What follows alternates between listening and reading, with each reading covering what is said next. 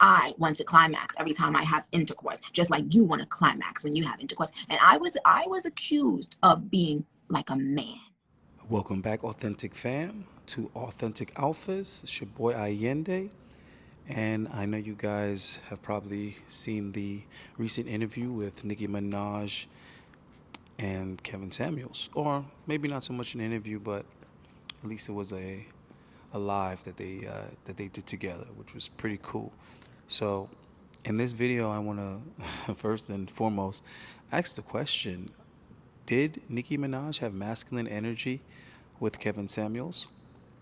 Also, I want to talk about how great of a job that Kevin did with the dialogue, with the communication skills, and just having a very, very civil conversation with Nicki Minaj and the magnitude of what that could mean for the manosphere. Also, I'd like to discuss what does the average everyday person do that doesn't have the talking skills and that smooth ability to interact with women on the level that Kevin Samuels has, especially masculine women.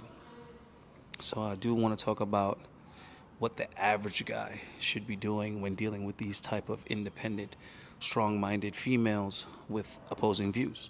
So first, let's check out a little bit more of this live stream with Kev and Nikki, and let's see if Nikki was being masculine or not. So few of us get married.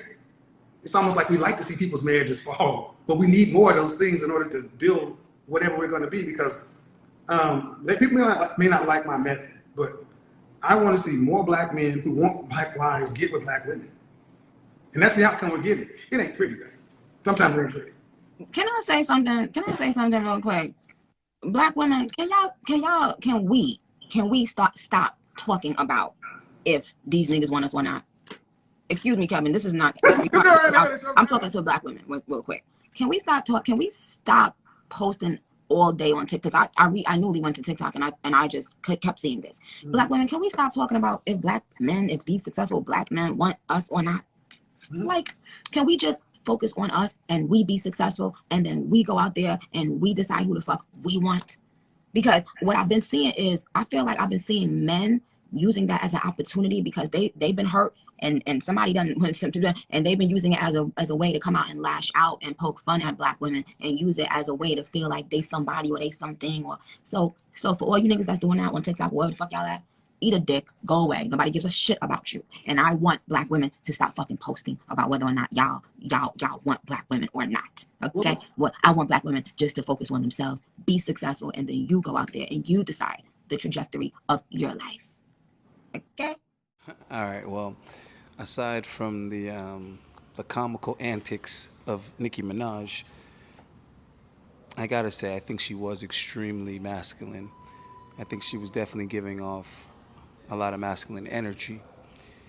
And I think Kevin did a great job of, still being very, very, very smooth and laid back about it. Obviously, he knows how to handle these situations probably better than anyone on the planet at this moment. So it's just a beautiful thing to see that he is outlasting all of the detractors, as he calls them. Kevin has been able to make it through what's pretty much years of controversy at this point, but he's come a long way since the average at best clip, let's put it that way. And I think he's doing a great job of creating a very accepting persona. Like his persona is becoming accepted the more time goes on. And I think it was interesting because I was just recently seeing things saying that Kevin Samuels would never go mainstream, like just recently. So I guess those predictions are questionable at this point. I think he actually does have the potential to go mainstream, but in a very interesting way that I want to touch on. But first, let's take a look at some more of these interactions with Nicki. A lot of hurt on both sides, and especially in the black community, we don't really do a lot with counseling, therapy. I recommend therapy often because we got a lot of stuff individually that we want to deal with. And marriage and relationships are not for everybody. And I'm just ultimately I ask people, what do you want? What do you want? And what are you prepared to do to get what you want? And are you willing to pay that cost? It's really the conversation, but it always gets kind of whittled down. I think just that short clip was wonderful. I think it's a great example of how wonderful the overall conversation was. Not so much because he moved Nikki in any position, not because she called him very friendly and open-minded and was willing to get his exact words so that nothing could be misconstrued. I mean, I like the fact that she admitted that she just got a couple of clips of him. She wasn't really familiar with his work and definitely didn't know the context. And I think that's something that 99.9% of women and probably 70% of guys nowadays make the mistake of. They're always like jumping to conclusions. They're always taking things out of context. And it's in abundance. I mean, it's everywhere. I mean, it's not just females, but that's just kind of the way of Western culture right now. Everybody's so quick to get triggered.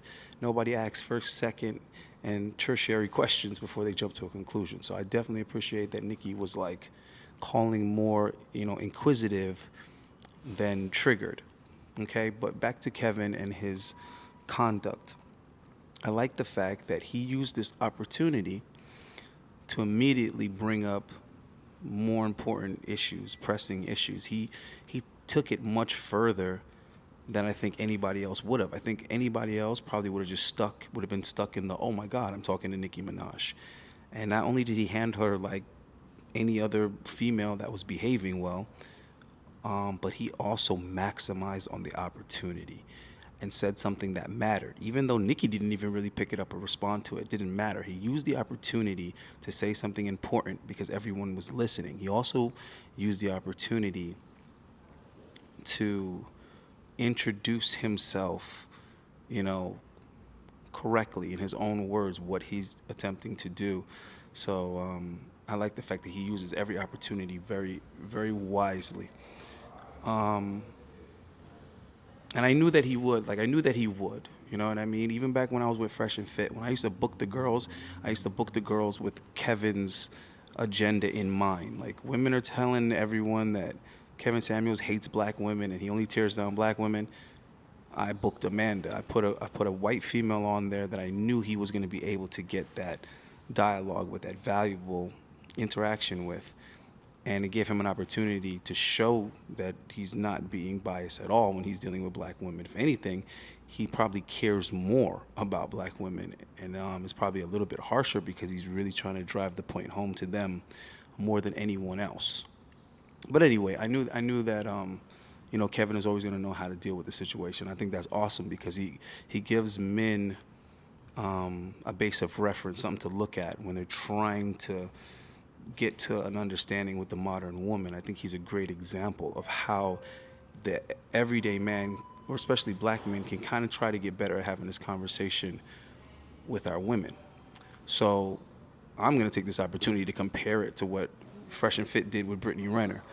And I already said, look at what Kevin did with Brittany Renner, and then look at what Myron did with Brittany Renner. And that's why I called the interview so underwhelming. Because these opportunities, you're not going to get a chance to necessarily rehearse or write down notes or whatever.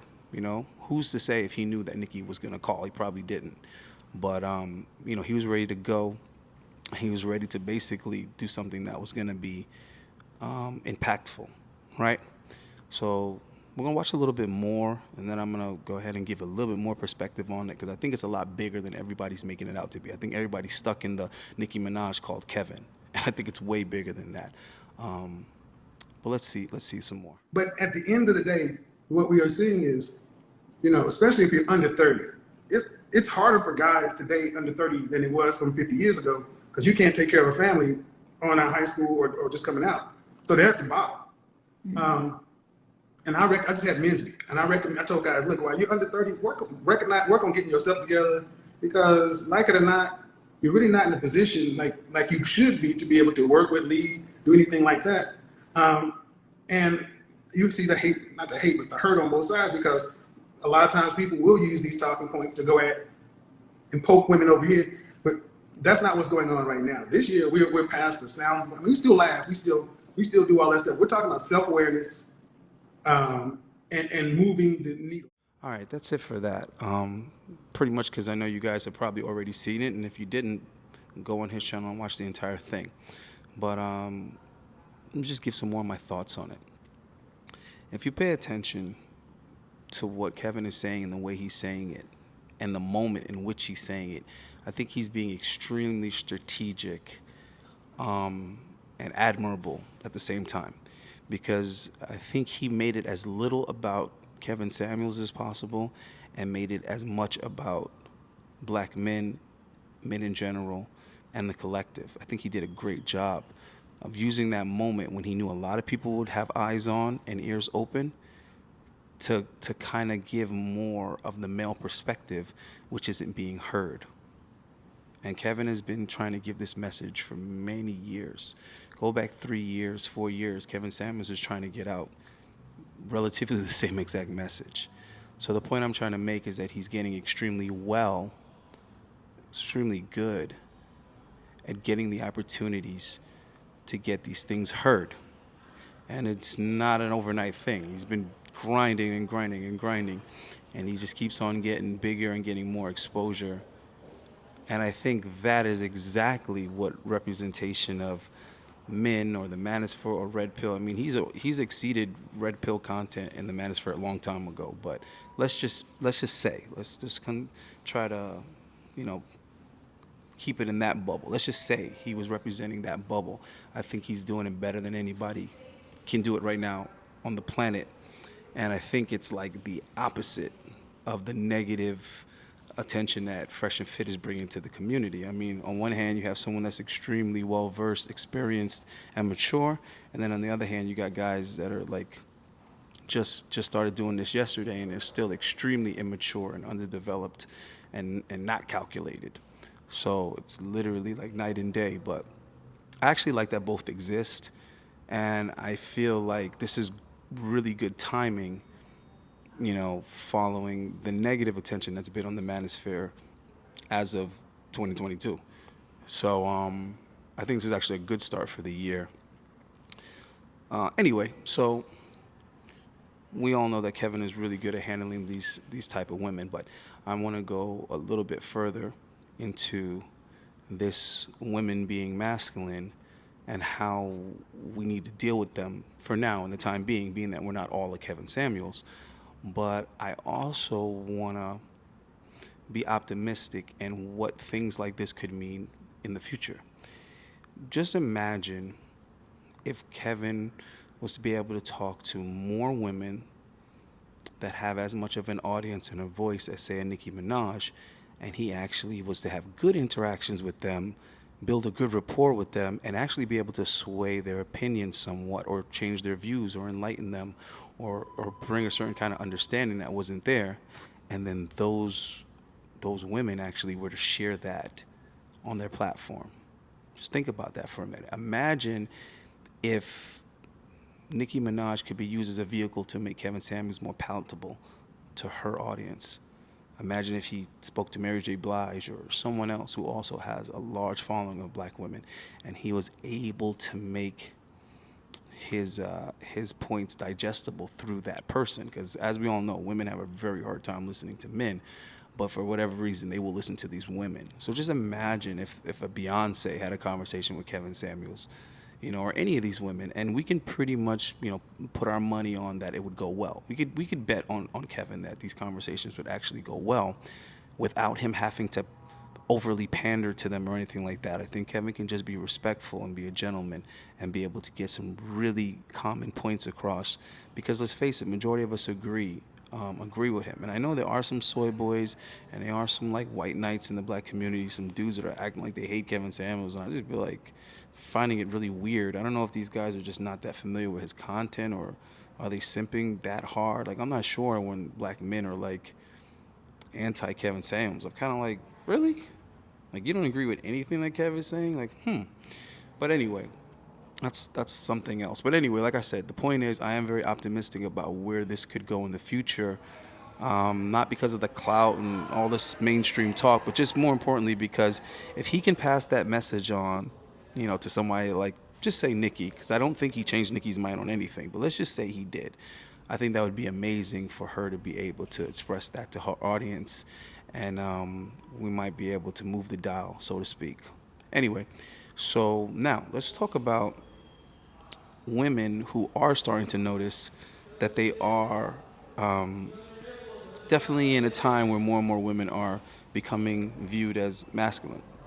And I'm going to let you hear what some of these women are saying, and imagine if those things started to be said by names as big as Nicki Minaj.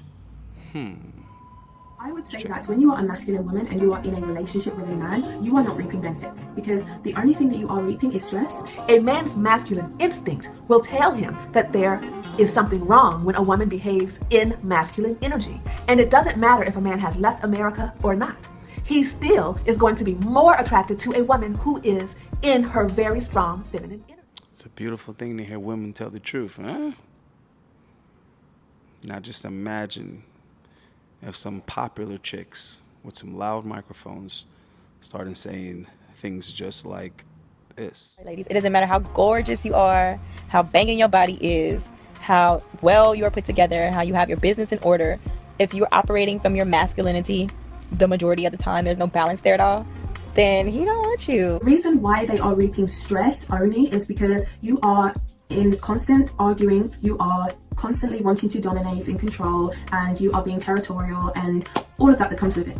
And you can even see there plenty of footage on YouTube of women just becoming totally, like screaming, being very dominant and assertive in some like situation. I can tell you now that women are full of negative behaviors, and it makes it so that you are in a toxic relationship, and that is not good for anyone to be in. The reason why when you are a masculine woman in a relationship with a masculine man, what happens is that there is friction there because it doesn't make sense together. And the reason why it doesn't make sense is because naturally men want somebody who is feminine. And this attraction is going to cause a man to feel the need to take care of a woman. It's going to cause him to be attracted to her physically. It will cause him to stay devoted to her. Now, we have a whole bunch of women who don't need a man, they don't want a man, they ain't got a man, they on an independent tick. And there's nothing wrong with being an independent woman. As a masculine woman, when you realize that, look, I am wearing the hat of the man in the house, the hat of the woman in the house, and I have a man living with me, but I am doing X, Y, and Z. I'm going above and beyond. I am exhausting all of my options and tiring myself out. I am sitting here watching him look at feminine women right in my face as they go past. I am seeing this.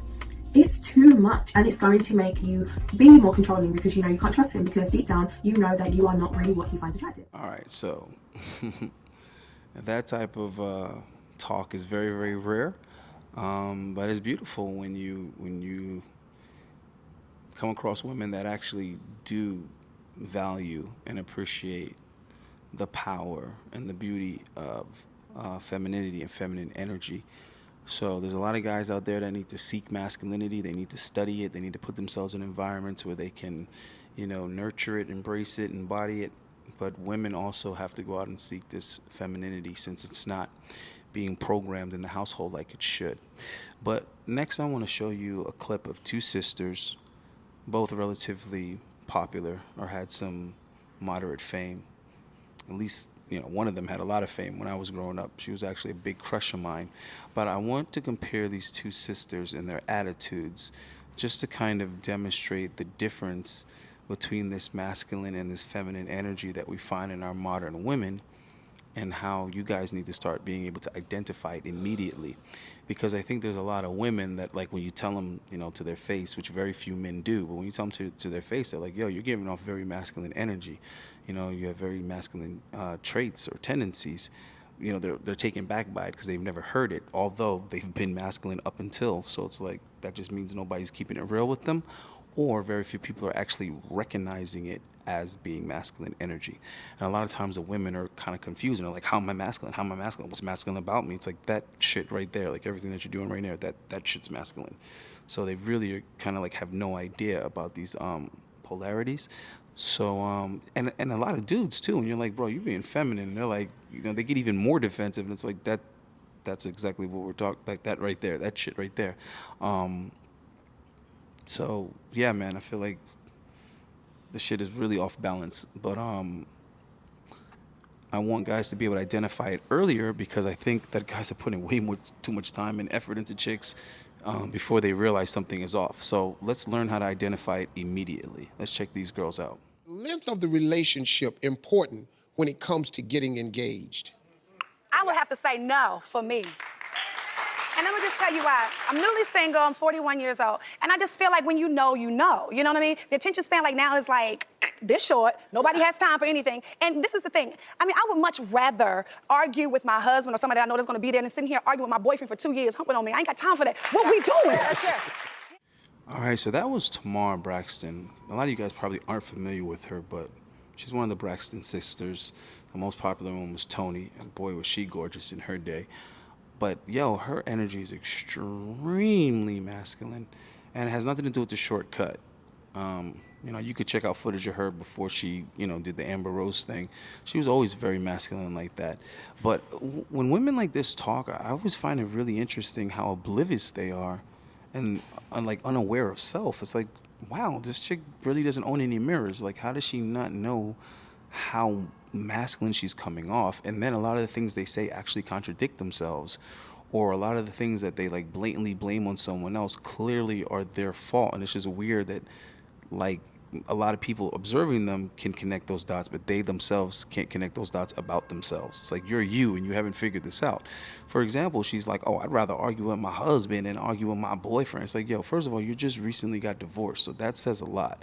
Then if you're arguing with a boyfriend, how would he become a husband? Like, you're already showing him this isn't gonna work. Like, I don't know, the shit's upside down. But anyway, let's not waste too much time on that, because she kind of comes off as, blatantly and obviously masculine. I think there's a lot more covert masculine women that I want you guys to still be able to spot. But let's check out her sister, and I want you guys to tell me, do you see a drastic difference? As a woman, how do we know that the guy is the right guy? How do we know? When he is not with you, he can't breathe. Oh, it's about him. Yeah, it's about him. It's not you. You'll know. Oh, no. But what you got to do is make sure he feels that way about you. All right, that was her sister, Toni Braxton. If you don't know who Toni Braxton is, I know a lot of you guys might be young, but shit, Google it, man. Google like Toni Braxton in like 97, 98, 99, 2000. Maybe even a little earlier, but Toni Braxton was fine as hell, man. She was a bombshell. And the way she sang, really, smoky, sultry. Anyway, I'm going down memory lane. Anyway, needless to say, she was one of my crushes. Toni Braxton, Stacey Dash. Yeah, I had a thing for girls that complexion back in the 90s. Too bad they're not feminine like that anymore. Not in majority of them, at least. But you could find girls like that around the way when I was growing up, man. Even girls in the hood were feminine. So I hate when people try to act like it's a hood thing or a ratchet thing. I'm like, bitch, they were feminine chicks in the projects when I was growing up. But anyway, I want you guys to pay attention to how her demeanor was. It was almost like she was asking Steve permission to speak. That's number one. Now, compare it to her sister. And her sister was very blunt and very abrupt and kind of like just, took the attention. And, well, I think, it's like the opposite. You know what I mean? That's masculine energy. Very dominant, very assertive. And then you look at Toni, it was very smooth how she came in. Steve, since I have you here, I want to ask you a question. So I also like the way she showed and signaled respect for Steve, probably not only because he's the host and it's his show, but you could tell a lot of the respect she was giving to Steve was simply because he was a man and a man of stature. And the way she phrased the question is like she respected his intelligence. Now, I'm not saying all that's true. I'm saying that her behavior and her demeanor gives off that aura, and that is a feminine trait. A lot of times, very feminine women, when they're being nice and they're being sweet, they don't even mean it. In their head, they're probably thinking this guy's an idiot, but they at least allow the guy to think that he's, Nikola Tesla at that moment. And that is a very powerful quality that feminine women have, because they can make you feel like 100 when you're really only at 65 or 73, you know what I mean?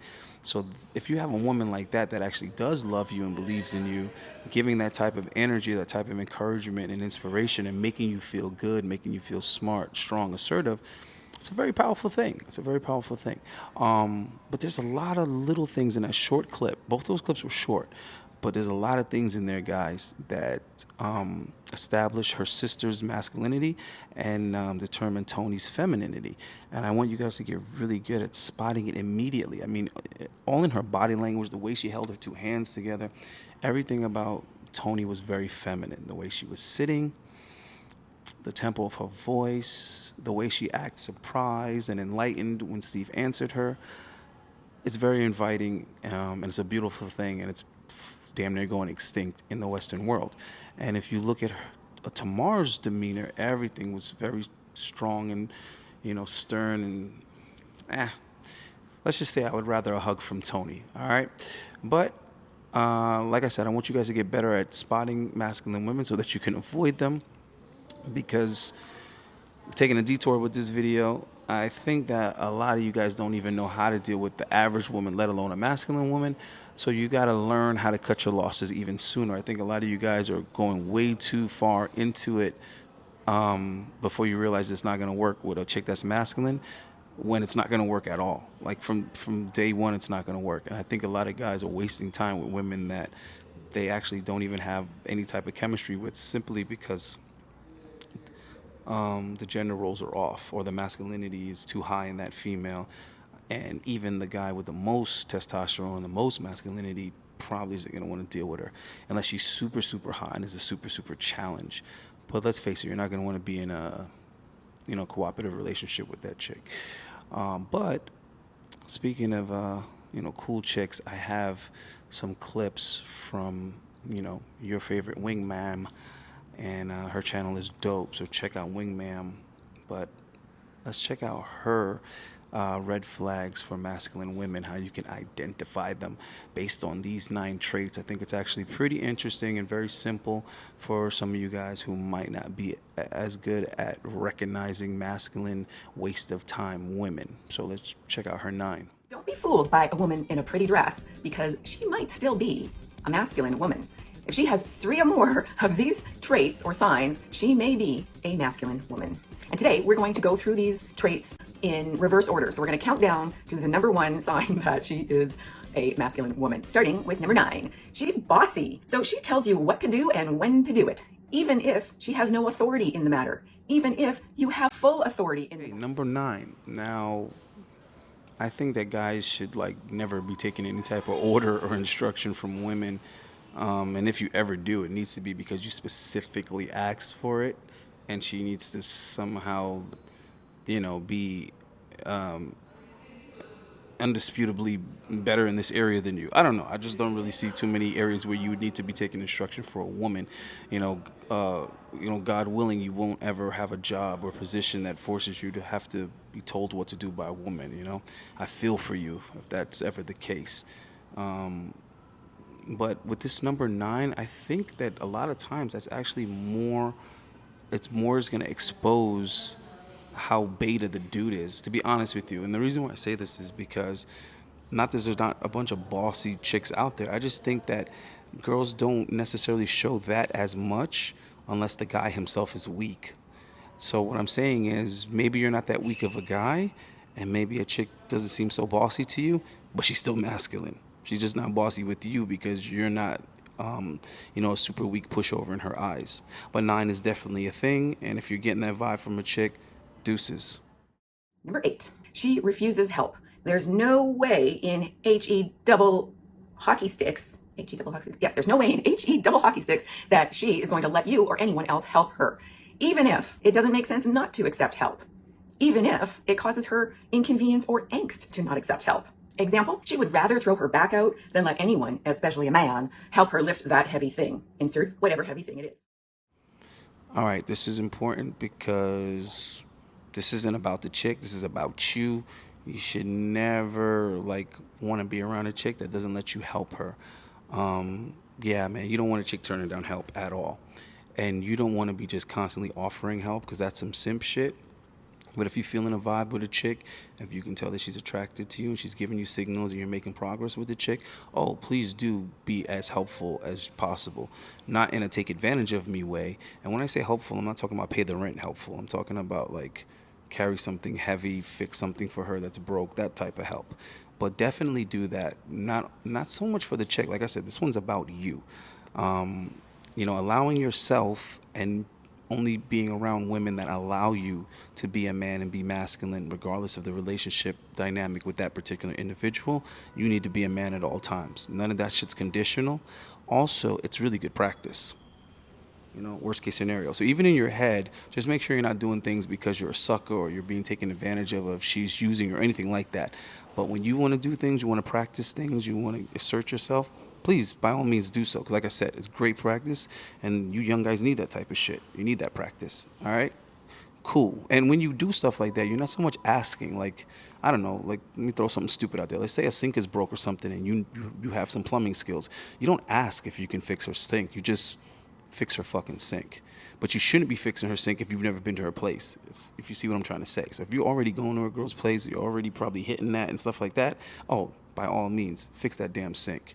Because while you're over there, that's your sink. Number 7, she asks you out. Now, hold on. I know you're probably like, yeah, I want that. All right, but that's still, some of these qualities aren't terrible, but there's some caveats that go along with this. So there's no subtleness to this woman. She just straight out asks you out, or asks you if you want to go home with her, or is very, very direct about what she wants from you. And I know you think you prefer this, and I get that, because you're the ones that always have to face rejection. If you're sick and tired of being always the one who has to face rejection, give me a thumbs up on that thumbs down. All right, so here's the problem with that, is if she's dominant in asking you out, then she is automatically taking the lead from the beginning of the relationship, and you're never going to get to be in the lead. Is that bad? Well, it's up to you to decide if that's bad. You might not like it. Maybe you do like it. This one is kind of weird.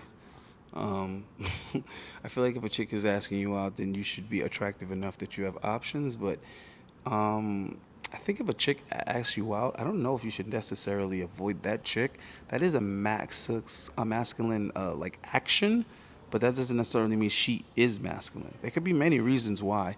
I think you just need to handle that, in a player way, in a graceful way. Maybe there needs to be a way that you can kind of flip it on her. I don't know. Maybe you guys should be creative about that one. I don't want to go into it right now because I feel like that's not what this video is about. But I'm sure I could come up with a creative way to flip that on its head, that you still come out on top, because you don't want to be asked out by a chick, bro. And I know it sounds good because you're like, oh, she likes me. But I really don't think you want to set the tone like that. You don't want to set the tone of the relationship like that. If she doesn't do it in a subtle way, right? So her asking you out isn't so much the thing, it's how she does it. If she does it in a masculine way, like, I'd like to take you out, or let's go out sometime, I don't know. I think if she does it in a way like, you know what, I'd love to talk about that some more. Can we get together and have time to discuss? If she finds a cute little way to kind of just suggest it or recommend it, she's not too forward with it, I think you need to take her up on it and then find a way to flip it so that you're back in the leadership role. You're back in the, like, maybe even if she says it, she drifts it to you like that casually, I think you need to catch it and dominate and say, you know what, we should, and I know a really good seafood place. Somehow you need to take the reins on that one.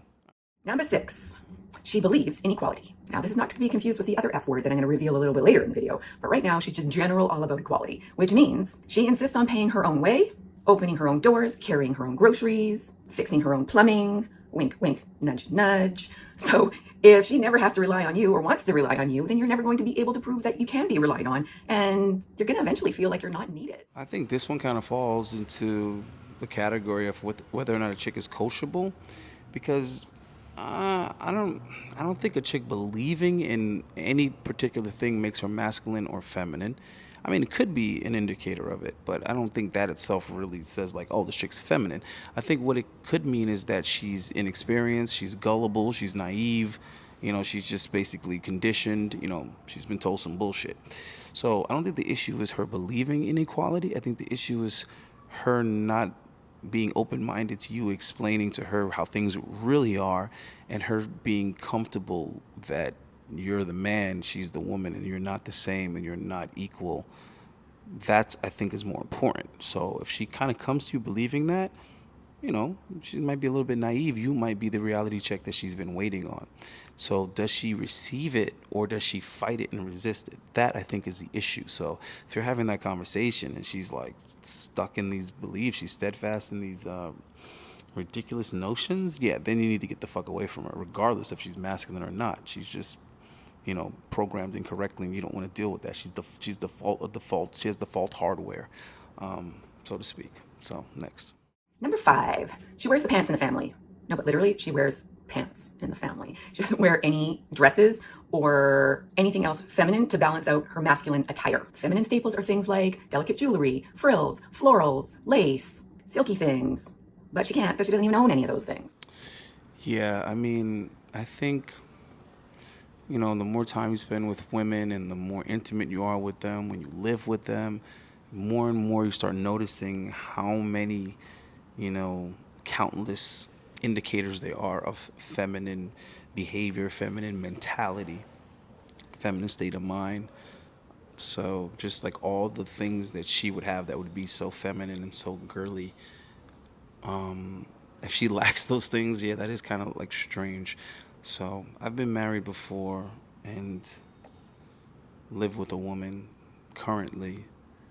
So, but only, those are only 2 times I really lived with a woman for the most part. Anyway, so yeah, but when you live with a woman and you spend a lot of time around a woman, the list of things that they have that you don't have, like the list of feminine things is like endless. So many things you don't even know what it is, what it does, or whatever. And I don't know, it's really cute. It's really girly. It's really nice anyway. But I think that's something guys don't even think about until you're in that situation and you realize that the contrast is really a beautiful thing, because you have all your guy stuff. Like for me, my tools are important. You know what I mean? Supplies. It's like all my workout stuff, my gym equipment, like all that kind of shit is like, important to me, my guy shit. And then I look and I see how my woman is with her woman shit. So I think it would be definitely kind of weird if a chick didn't have like all those feminine items and interests. I don't know. Maybe I don't know what I'm talking about. Number 4, she has masculine style. So how's this different than what she actually wears? Well, glad you asked. Masculine style is, if you can imagine, is it something that a guy would wear or wear his hair? For example, she has short hair, or she keeps it in a tight bun at all times, and or she wears no makeup, and or she wears no perfume, and or she wears no nail polish. You get the idea. Yeah. These things to me aren't a turnoff when it's just sex. When it's just sex, I don't care if a girl wears pants more than dresses. Like, I don't care if she doesn't wear too much makeup or she puts in her hair in or whatever. But in a relationship, I don't know. It is kind of weird. It's kind of a turnoff if a girl is too, what's the word? Just like too I don't care, like whatever. Like a guy. I guess I'll say it like that. If she's too much like a guy, it's just weird. So yeah, I wouldn't gravitate towards that either. But like I said, if she looks good, as far as just casual sex, I don't give a shit about that kind of stuff. But I want you guys to pay attention to that kind of stuff, because if you aren't getting where you want to be with a chick, maybe being able to indicate these traits earlier would have saved you a lot of time, and you could have been putting that time and effort into a chick that's more feminine, more girly, that you would get better results with, or at least better practice with. It'd be more valid practice. Number 3, she's a workaholic. Now, you might think this is a good thing. However, it might be a good thing, but it still means that it's one of the signs she is a masculine woman.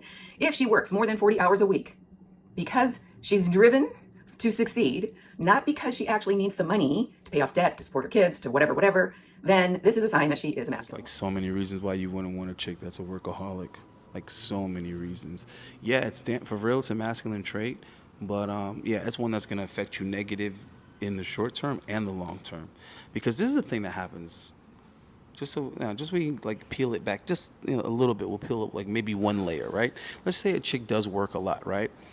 Even if like she doesn't want to be masculine, or even if like she's not, I don't know, that masculine mentally, her working a lot is still gonna prompt masculine behaviors and decisions. Let's just say it like that, decisions. Let me give you an example. Let's say she works a lot. She's like always working. And then like she kind of hits you up, because she wants to see you. And she's like, hey, what's up? Hey, listen, I have a 4:00 meeting and I have a 7:30 meeting. Do you think I could see you like 4:30 between? And it's just like, now she's talking to you like you're the bitch. If you kind of understand what I'm trying to say. Like, she's busy and she has like these powerful meetings and stuff, but real quick, I'd like to meet for coffee and maybe we could hook up in a motel and like, I don't know. To me, it just feels like you're being treated like the chick, because the guy is the one that's kind of like busy and he has business, you know, he has work, he has all these important things to do. But as soon as he gets a minute, you know, it's like, yeah, I would like to see you, but just real quick. Like, I don't have time to do all that other stuff. You know, I don't have time to really wine and dine you. I promise you I'll make some time for you this weekend or something like that. But I do want to see you real quick for like 45 minutes. That's the type of stuff that women complain about, but they love it. You know what I mean? They complain that he's so busy. They complain that he rushed them in and rushed them out, and he just used them like a object or whatever. But still, they love it. It turns them on. They like a guy that's busy, focused, has status. So it just does feel kind of weird when the chick is like busy and treating you like that. So I don't know. I just don't like that whole workaholic thing. And then also it's like, if you're coming to like see her and like spend the night, like you come over and like she's really got low energy because she's been working all day. She's already given her best to the job. She might be a little cranky. She might be upset about something at work, then want to vent to you. And it's just like, what the fuck? Do you really care about her work day? You know what I'm saying? I don't know. Just avoid the workaholic shit, guys. All right. Okay, next one. She's a boss babe. She's either a manager, director, or CEO of a company. She's literally the boss. Because reality land shows that it requires masculine traits to get to these higher level executive positions. In fact, her favorite saying, if you ask her what her favorite position is, she'll say CEO. Being able to plan, direct, lead, delegate, pursue, accomplish, achieve, all in a timely manner, are qualities required to excel in the business world. Masculine qualities. The vast majority of women in these fields have a really difficult time leaving the boss babe in the boardroom. She will bring that bleep home to you. I absolutely agree with her with that. Like, chicks, they're definitely not going to be as good at separating work from home. They're not. You already know women are all about energy and mood and emotions. So very rarely can I really think of women like leaving work at work. And even when it's good, it's still not really that. It actually could be because work sucks so much that you're having such like a good experience with her. Like after, it could be like, oh, like I was so stressed at work, or I was so bored, or I was so whatever, I couldn't wait to get out of there. You know, I wanted to see you so bad. I'm so happy that you're here. And yeah, that's beautiful. It's a great moment. You're having a really good time. And she's enjoying the contract. She's enjoying like, oh, finally I'm out of work. I can let my hair down. And that could be sexy. That can be special. It could be all of those things. But that tends to live in the honeymoon phase. That tends to live in like the beginning of relationships when it's good, or when the relationships are just casual. So I'm just throwing it out there because I have fucked with a lot of boss babes. A lot of the things I'm telling you guys to avoid, I don't necessarily avoid. So I'm not trying to brag on you guys or whatever, but I've made it my business to learn how to deal with different situations, different scenarios, and different types of women. But I'm also realistic enough to know that that's not most guys. Most guys don't have that range. So I'm just trying to recommend things to you guys that I think would be best, you know, for the average person. And if you're in a different situation, let me know. I'll give you different advice. But a lot of guys, I think, are not equipped to deal with these type of women. And also, you have to be at a certain type of value or status in her mind for her to give you the best treatment or the best outcome in that particular scenario, if you guys kind of understand what I'm trying to say. But women do treat men very selectively. So the idea is, if you don't hold a certain type of place in her mind, there's a lot of situations you're going to want to avoid. Like, let me just throw an example out there, like a stripper. I would not tell like just any guy to mess with a stripper, but I've been able to have really good experiences dealing with strippers. But I used to be a dancer myself, so obviously put it this way, they see me differently than they would see the average guy. So because they see me differently, they treat me differently, they interact with me differently. So I wouldn't have the same pros or cons as, say, another guy. Yep, you're right. She is a feminist. Woo! Not just any kind of feminist, though. She is a self-proclaimed Naomi Wolf book reading, Jordan Peterson hating, third wave flag waving, male emasculating, trigger happy Karen feminist. Sorry to any of the good Karens out there. Her favorite phrase is the patriarchy. If you hear this term, then cut and run. Man, any woman that hates Jordan Peterson, hell no. That's a no. Any chick that hates Kevin Samuels or Jordan Peterson, I would say you're going to have some friction with at some point in time in the relationship. I'm glad that she gave me the opportunity to bring up Jordan Peterson, because I wanted to bring him up in the beginning of the video when I was talking about Kevin Samuels, because those are two people that I think are extremely unique in this generation. And I think they're both very, very valuable to the conversation that men are desperately trying to have with the rest of the motherfucking population. And it is my dream to one day see those two interact with each other.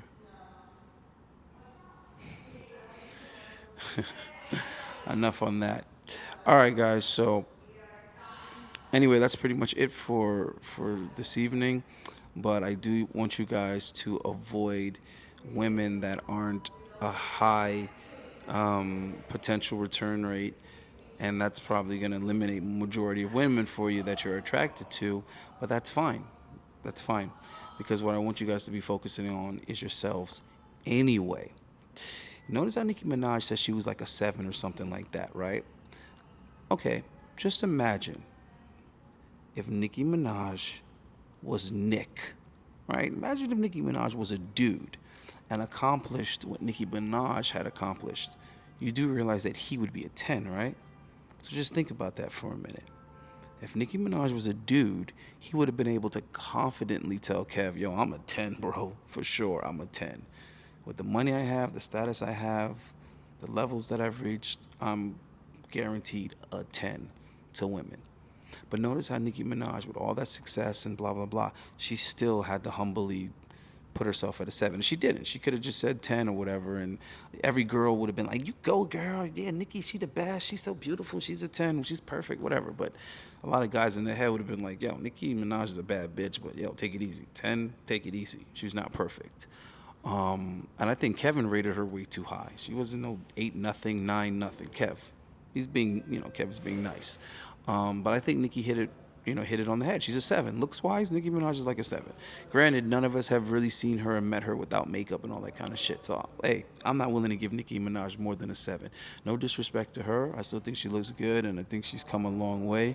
I mean, I seen the pictures of her before stardom. So, anyway, but just think about that for a minute, though. A guy in her position would be a bona fide 10, yet Nicki as a woman, even with all that success, doesn't really change her sexual marketplace value. So I want you guys to keep that in mind while being motivated and determined to reach your goals. A lot of you dudes waste so much time and energy on women, and I'm not judging you because I did the same shit. If I didn't, I would have been a multi-millionaire by now. And I'm not even joking. I'm not even joking, kidding, giggling, nothing. If there's two things that I had known 15 years ago, I'd be a millionaire. And that's women are a huge distraction, and Adderall makes me very productive. So yeah, if I knew those two things, I'd be a millionaire already. So I want to give you guys the advice that I would give, a me in my early 20s. And that would have been, compartmentalize these chicks, bro. Like, set aside a time to deal with women and do not spend any more time on them or any time outside of that window on them.